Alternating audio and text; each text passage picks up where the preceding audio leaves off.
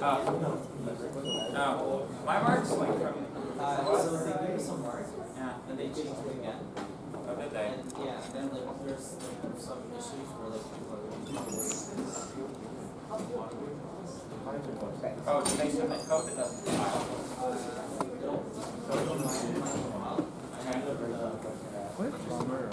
Yes. Just so that we're clear with each other, I am like I have absolute faith and confidence in the process of auto grading. And if anybody has any problem with the manner in which the auto grading was applied, it's typically because there was some particular test case that was wrong or something, some particular little software glitch. But auto grading itself, I think, is an extremely fair way to grade.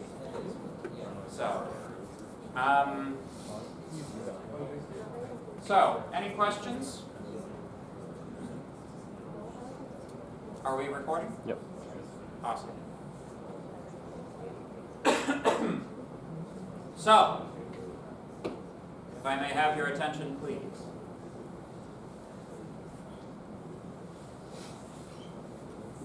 Last time we were talking about sorting algorithms. We've just gotten a little bit into it.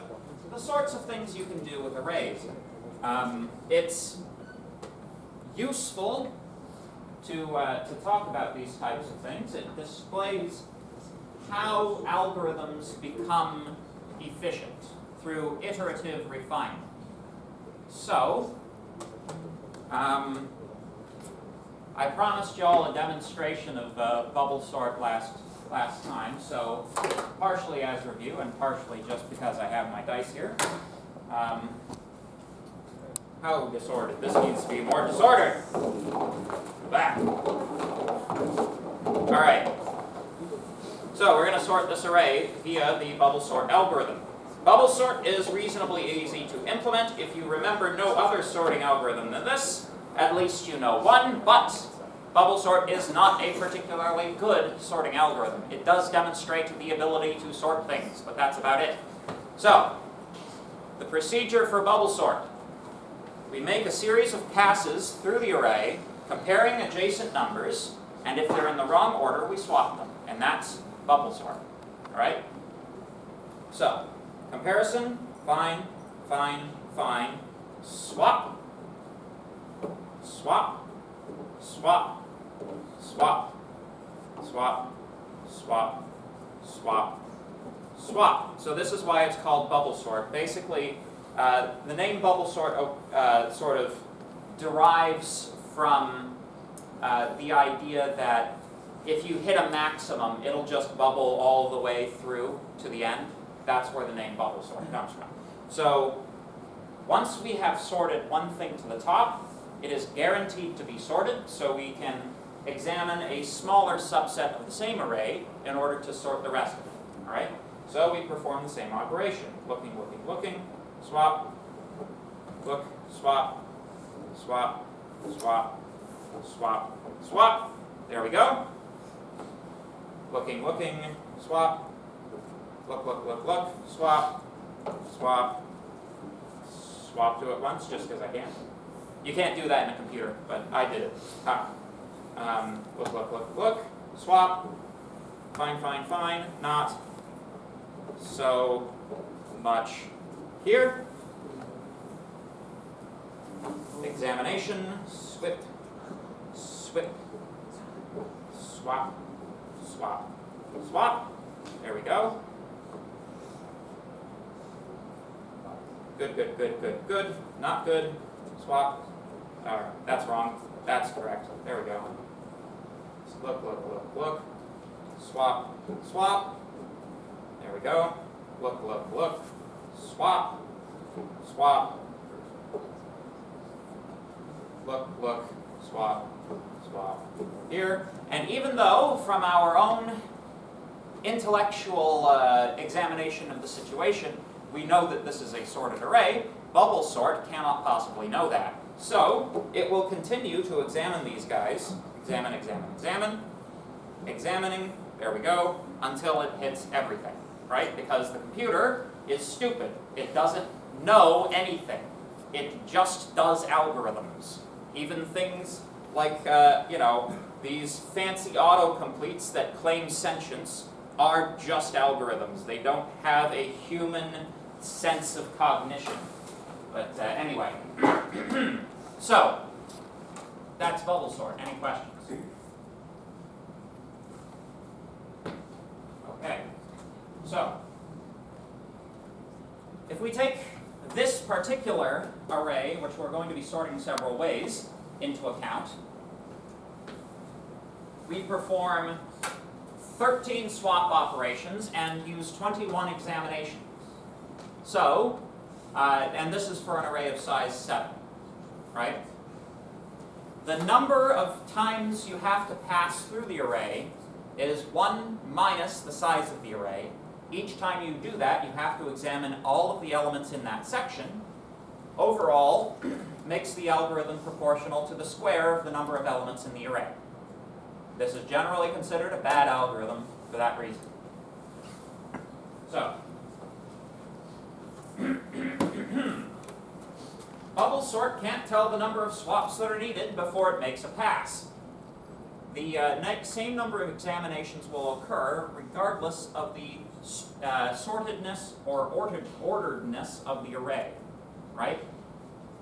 This is bubble sort, although being a bad algorithm, is also considered a stable algorithm for that reason. Therefore, we say that the best case runtime is equal to the worst case runtime in this case. The number of comparisons it performs will be exactly the same no matter how the array is oriented, right?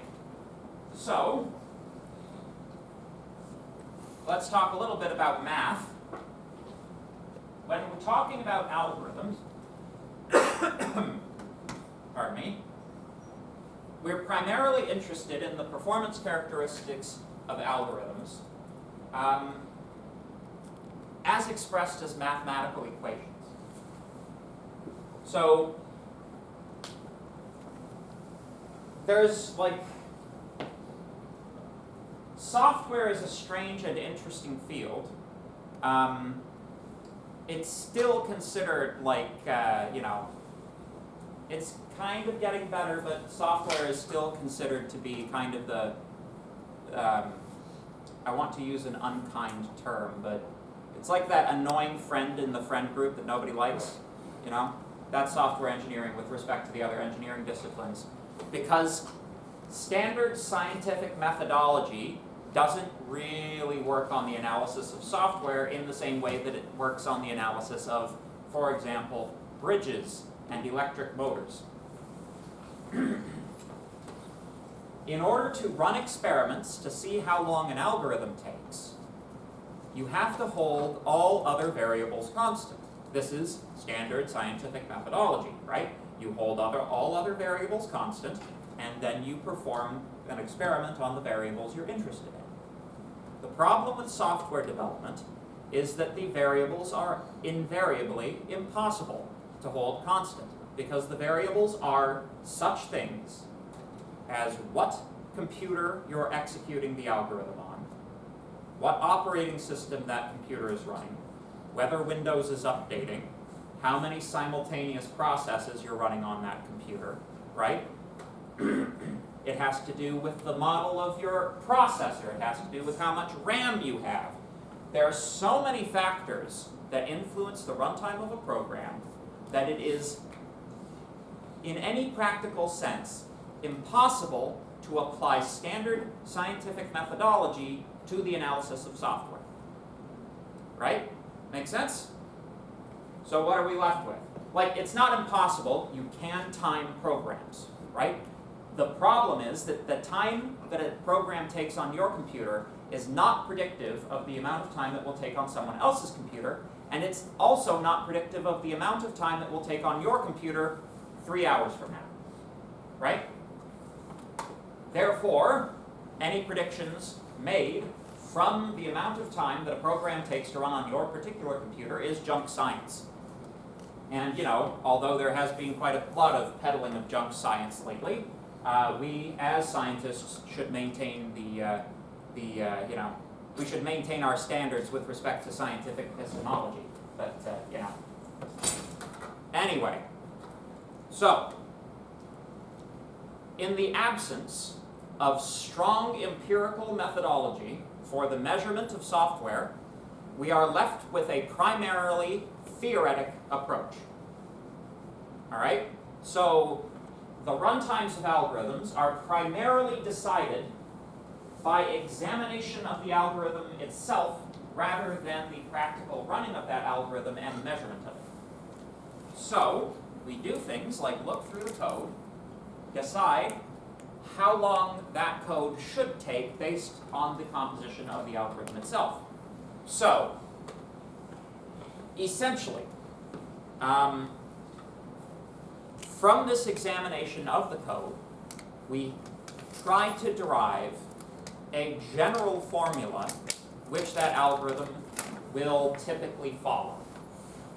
This is what's known as big O notation, the O standing for order of growth.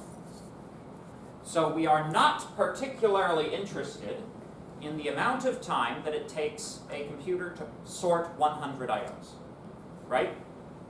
Improvements in computing over the last, 50 years have demonstrated that the amount of time that it takes to sort 100 items will vary greatly depending on what decade you're in. So, if that's what we were concerned with, results from the 70s would no longer be applicable or, interesting at all. Because of the rapidly evolving nature of computation as a science, we are primarily interested in if we are, for example, sorting n items, how much longer does it take us to sort n plus 1? Right? How quickly is the runtime or memory usage of this algorithm in proportion to the number of inputs that you've given it? Right? That is the crux of the issue. And if you understand this, basically what I'm doing right now, I'm giving you guys a leg up on 2MD3 or whatever the algorithm class is that you guys are taking next semester. I find it's very useful to introduce these types of topics early so you can sort of work them through in your brain a little bit before you actually get to a class where you're expected to use it. So please pay attention. But anyway, yes.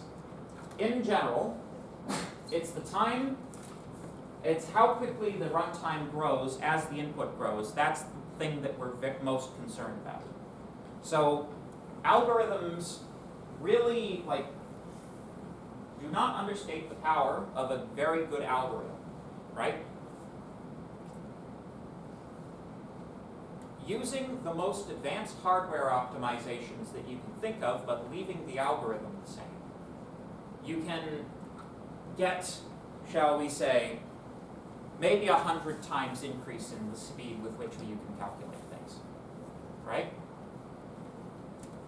But a good algorithm is the difference between a program executing in 1 second or 18 years, in a very literal sense.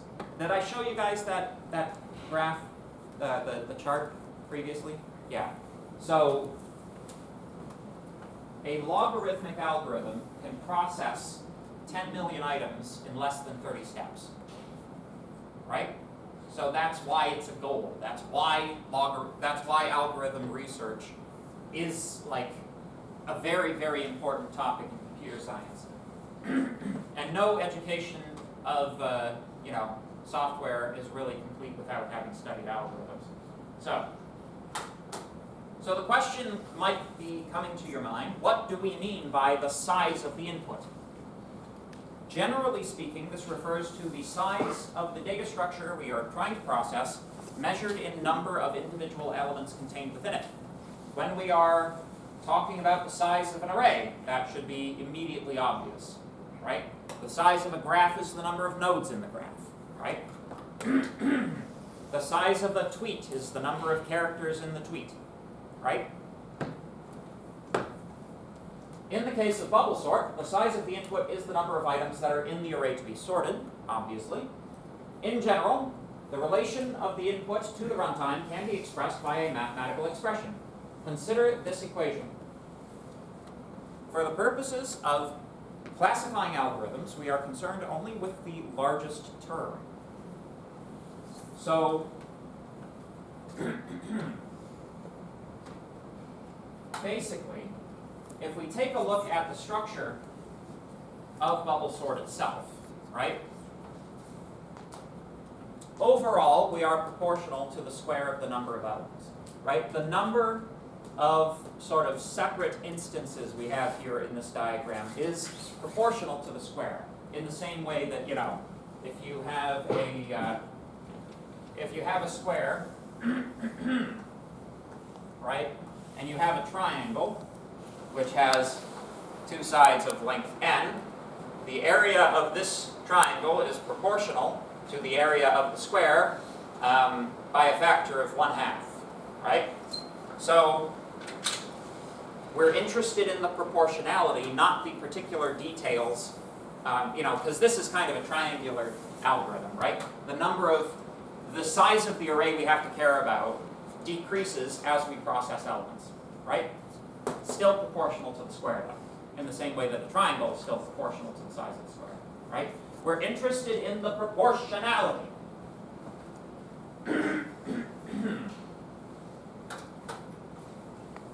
So, the reason we're interested in the proportionality is that we're interested in how n behaves for large n, right? Not necessarily infinite n, because there's no such thing as an infinite data structure that's instantiatable on a modern or any theoretical computing device. At least, you know, even if you had a computer the size of the universe, it would still be finite because the universe is finite. But we're generally interested in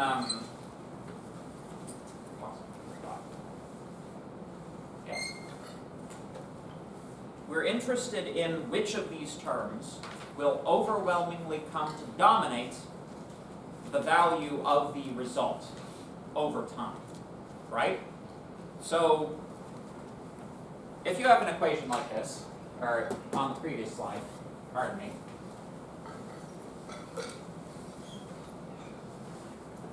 if n is equal to 1, a, b, and c all make equal contributions, right?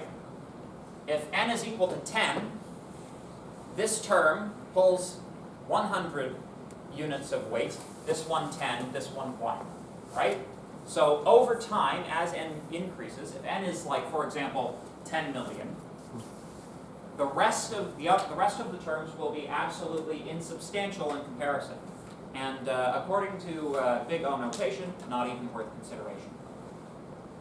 We also drop the constants when we're talking about big O, because the things that are baked into these constants are all of these variable factors that I've been talking about, as well as some details of the structure of the algorithm, right? The A, B, and C are pulling a lot of weight here. How long does it take the CPU to execute a single instruction? That's encoded in A, B, and C. So, in order to generalize it, so that it applies no matter where you are, we drop the constants. Make sense? Good. So,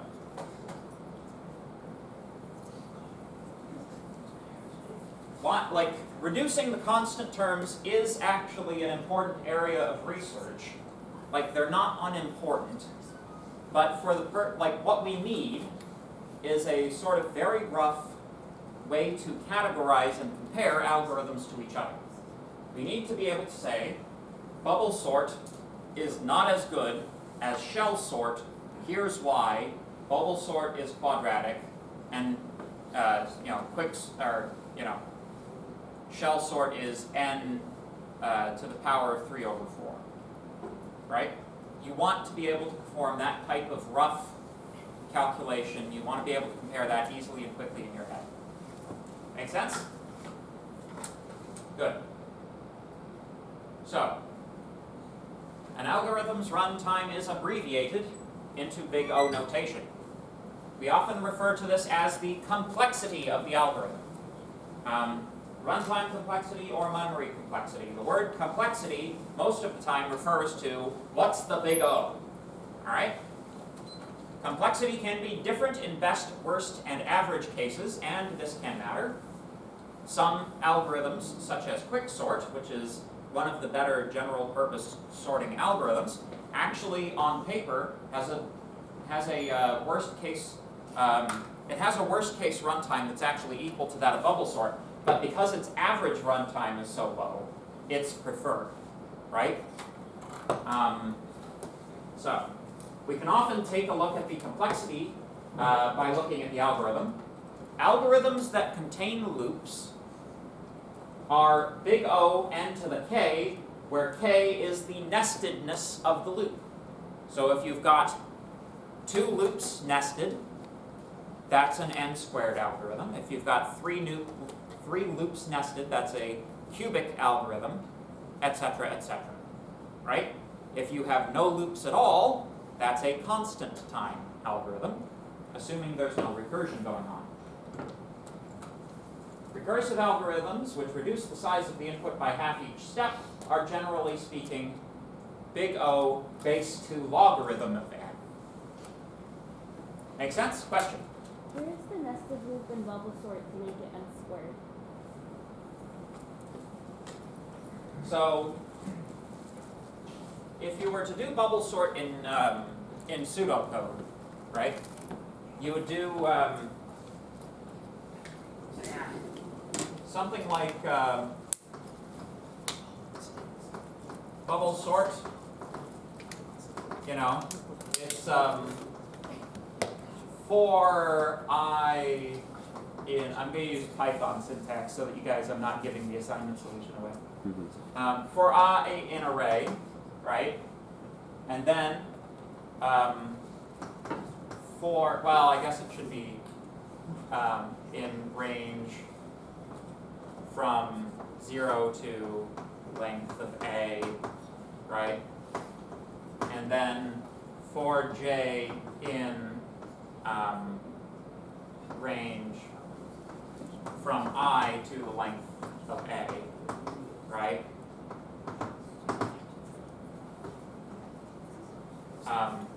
Swap if wrong, right? Make sense? So, two loops.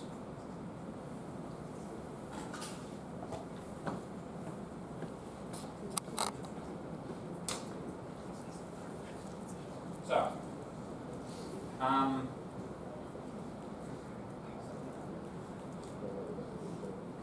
good. So, in general, this is just a quick graph that shows you that, like, these are all big O's that can apply to different algorithms, right? Just graphed to show you which ones are good, which ones are bad. In general, big O, log n, or constant time is preferred in all cases. This is most of the time acceptable, but we would prefer it, like, you know, the further down we go, the more we prefer it. The absolute worst algorithms in the world are proportional to the factorial of the number of things in them, and that does actually happen sometimes. This is, it's unusual. 2 to the power of n is more usual. That's a more usual bad algorithm. Sometimes you use the badness of algorithms to your advantage. One particularly bad algorithm is trying to guess someone's password, right?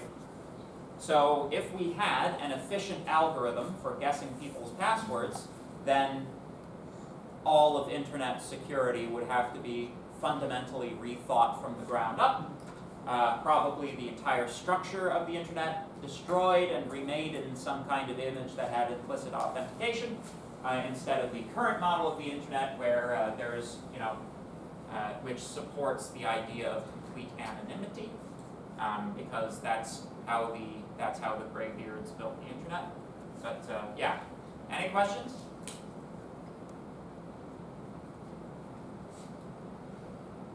So, having talked about all that, let's talk about a new sorting algorithm. So, bubble sort is terrible. Never use it.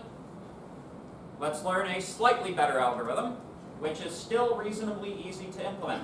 See, the only reason that you would throw, the only reason practically that you would throw bubble sort into an algorithm to sort something is because it's very easy to remember, and you might have to get something done quickly and not care about how long it takes. That's the only reason.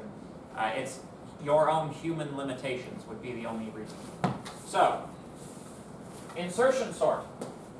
Insertion sort is an improvement over bubble sort because it attempts to minimize the number of useless examinations which are performed. Right? So, insertion sort only makes one pass through the array and passes values back through the sorted section rather than bubbling them up to the end. Right?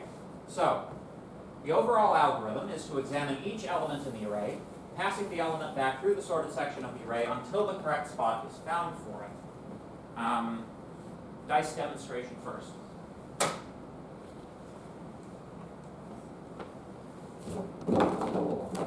It's a bigger table than in the other room, which is nice. In the other room, I had one of the dice fall on the ground, and the teacher's pet in that class dove for it, and it was very embarrassing for me. Don't tell him I said that. I hope he's not watching this video.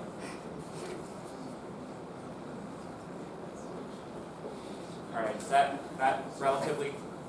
Yeah, it looks like a pretty good jumble. Okay, so insertion sort.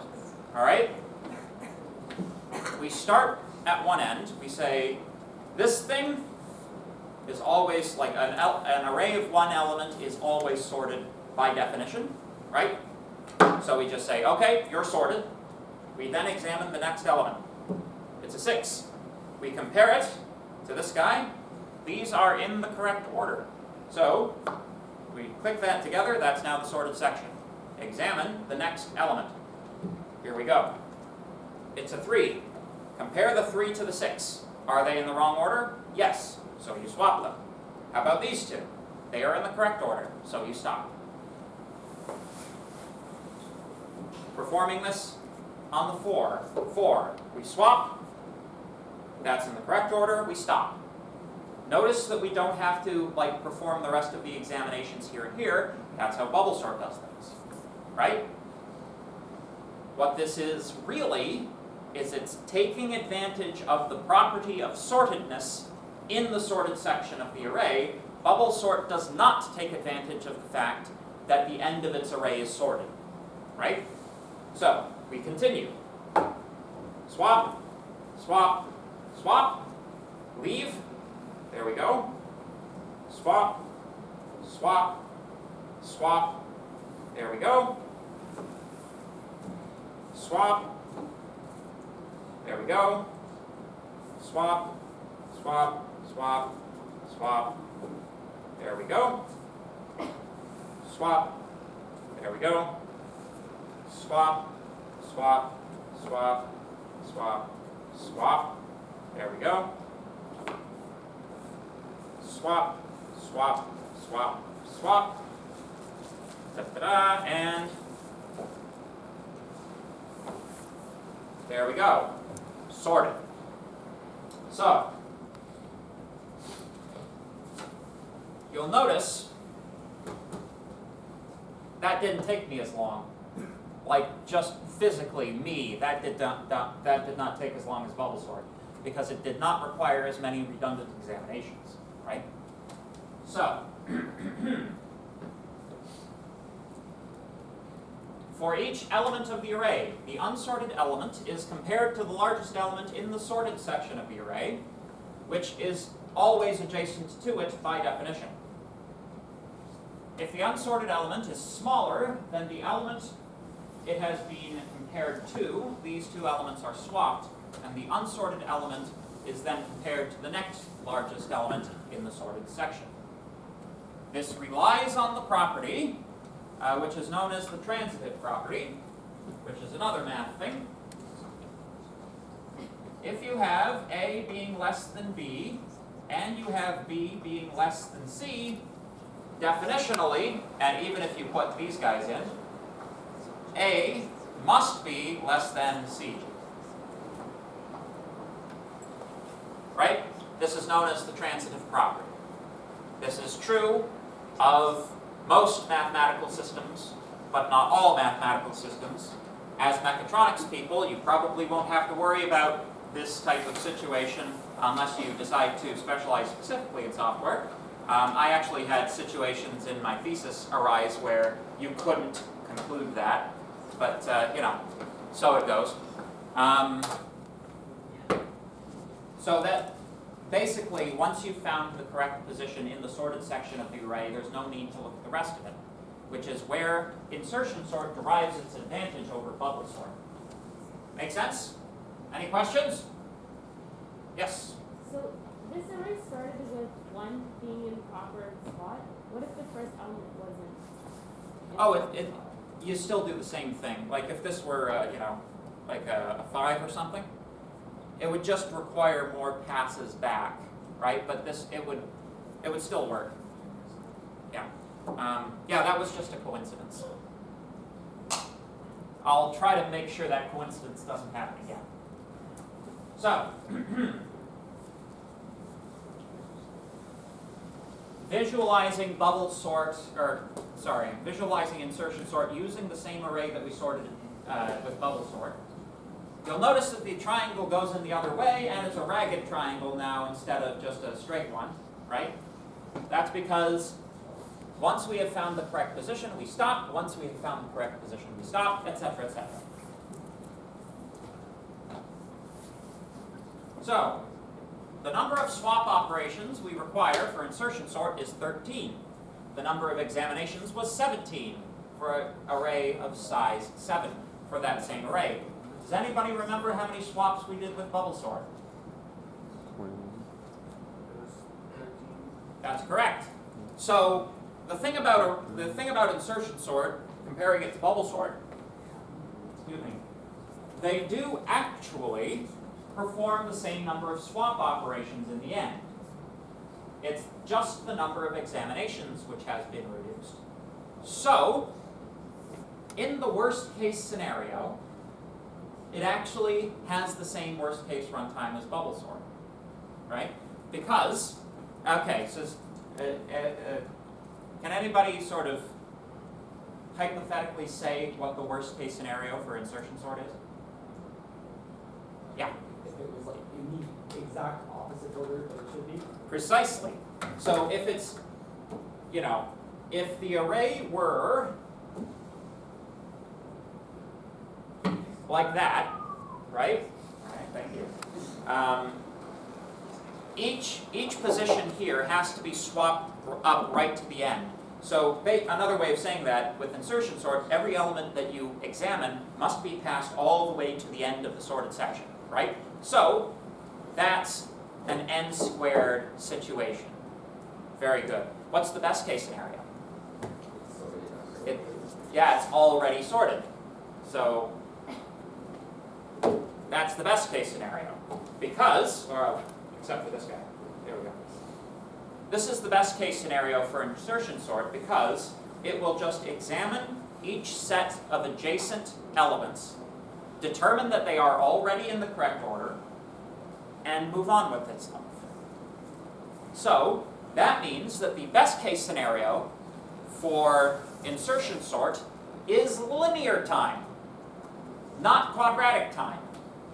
And like, it's kind of mathematically impossible to have a verification of a sortedness property that happens faster than linear time, because you do actually have to check every single element to make sure it's in order, right? So that's one reason insertion sort is far superior to bubble sort. Follow-up question. So if the best case scenario is linear and the worst case scenario is quadratic, then how do you kind of like rectify those into like one big O notation? We actually have a couple of different notations.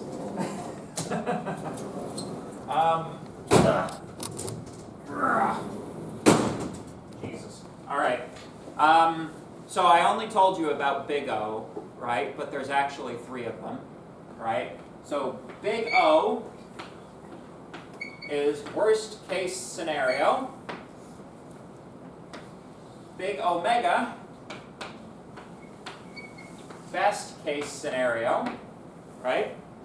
And if the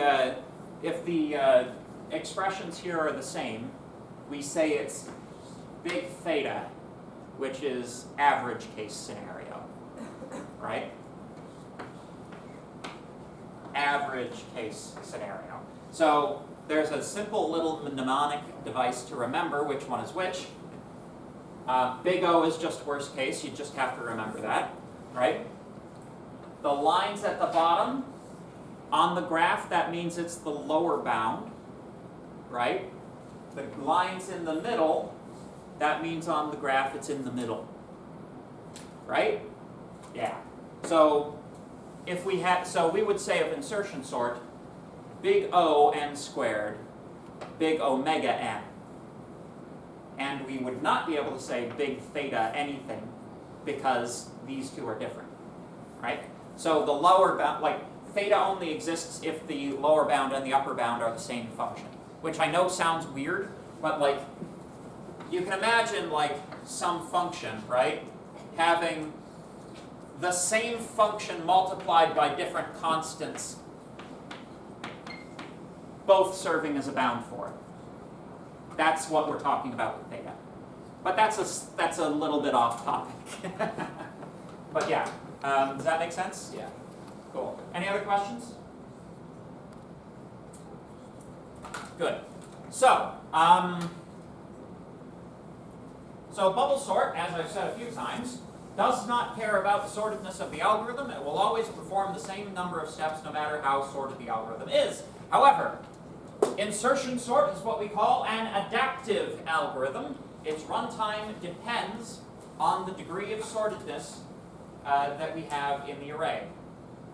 So, sortedness is a measure of how far off the array is from a sorted configuration. A good measure of it is how many single swap operations either bubble sort or insertion sort must perform, right? That's a raw estimate of how far off all of the numbers are in conglomeration. Make sense? So, sortedness is also sometimes called degree of disorder. Make sense? Any questions? At the back, sir. Just a question back to what average case scenarios were. So what would the K value be for the average case scenario? What would the K value be? Or You add it like n squared. oh, right.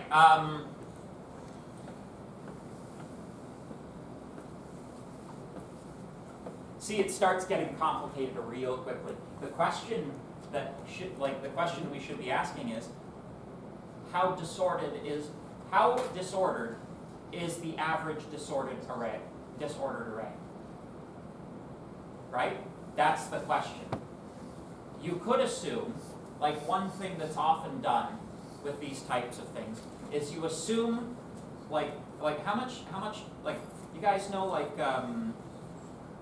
what are they called? The probability distribution where like a uniform probability distribution, right? So if you take the uniform probability distribution, you know, there's an equal chance that a particular element will be at any point in the array, right? That's one mechanism for analyzing it. You can do like, you know, other probability distributions. You can do lots of different ways of looking at it. But the answer to your question is wait for your graduate level classes in this. Make sense? Cool. You also have a thing called amortized analysis, which is how many times does the worst or the best case scenario occur, right? Because, you know, if you're always, like if you're most of the time hitting your best case scenario, but you have a really bad worst case scenario, it still might be a pretty good algorithm. That's that's incidentally how quicksort is justified for use. Make sense? Yes, amortized like a mortgage. Don't worry. I hope that you guys will have the opportunity to learn all of the joys of mortgages in your lives. We'll see. We'll see. You know. Anyway, so we kind of already talked about these guys. Yeah. Okay. So sorting algorithm number 3. Shell sort. The reason that I'm presenting this algorithm to you is because it's the ideal algorithm for embedded systems, which, hypothetically speaking, that's the area that you will all be going into. So this should be your boy. All right? The reason this is your boy is because he minimizes memory usage. Not only is the program itself very, very small, but it uses practically no additional memory.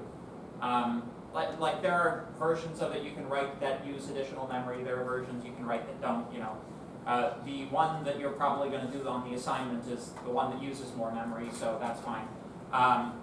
So shell sort. Shell sort examines insertion sort, and it says we can do better than that. The fundamental thing that's holding insertion sort back from having a better runtime is that the numbers that it swaps are always adjacent, right? You're only ever decreasing the amount of disorder in the array by 1, no matter how, you know, no matter, like, yeah, you're always decreasing the disorder by 1 step. You're never decreasing it by more than that. Shell sort's observation is that if we examine portions of the array and sort those, portions that are spatially distant from each other, sort those, put them back, then sort shorter, look at shorter gaps, sort that, put it back. Eventually, you have the ability to decrease large amounts of disorder in the array very rapidly in a way that still ends up with a sorted array at the end, which is, of course, if it didn't do that, it wouldn't be a sorting algorithm. So, general procedure. We have a predetermined series of what are called H-gaps, or numbers that we're going to skip in order to form subarrays. We extract a subarray, we sort that subarray using a more elementary sort, such as insertion sort, in fact, and then we put it back, and we move on to the next one. All right? So, by selecting elements that are positionally distant, we reduce large amounts of disorder quickly. Shell sort is often used in embedded systems because it's very small and doesn't require the call stack. So, the key to shell sort is knowing how to break the array into subarrays. I am not ever going to ask you to derive a series of H-gaps to use because people have been studying the problem since the mid-60s to try to find more and more optimal series of H-gaps to use. It is beyond the scope of this course that you make, what do you call that? It's beyond the scope of this course that you make novel contributions to the field of algorithms research and write papers. So, just use the H-gaps you're given, please. So, the sequence, the various H-gap sequences vary. Some are decided according to formulas, others are derived using empirical methodology. But this is one example of a sequence. This one was derived empirically. So, no equation has yet been discovered which can predict the next number in the element, or the next number in the sequence, and we only know this many because it's a very, very computationally complex thing to try to, basically you have to make the H-gap that you start off with a variable, and then test out however many thousand of them to see which one is optimal and go with that one and then keep building, right? But anyway, the worst case performance of this sequence is currently unknown, but in general, shell sort has better worst case performance than insertion sort or bubble sort. Not quite as good as quick sort, but it's pretty good. The recursive sorting algorithms do beat it in terms of runtime. So, the question then becomes, how do we break an array into these sub-arrays? So if we have an H-gap of 6, we take every 6th element. We break the array. So, okay, we start with this guy, right? Starting at index 0, count every 6th element, that's a subarray, you know, point. We then go from element 1, so we increment the starting position, and we go again, increment the starting position, find another one, increment, find, increment, find. This is a little bit trivial because the subarrays we end up with are on only 2 elements in size. So, here's a slightly longer example where we're finding an H-gap of 4. Another way of phrasing this, if you take this linear array and you break it into a rectangle that has the H-gap as the size here, then reading vertically, you get the subarrays. Make sense? Okay. I think the demonstration is going to have to, it's going to have to wait for next time, but this is like what it looks like in the slides. So, you know, all right. Any questions about anything? Yes? What if you can't divide it evenly into like... Oh, that's fine. You just have some of the arrays shorter than others. Yeah. Yes? When we're determining runtime, do we care more about the number of examinations? In general, you care about both, but if you have to look, like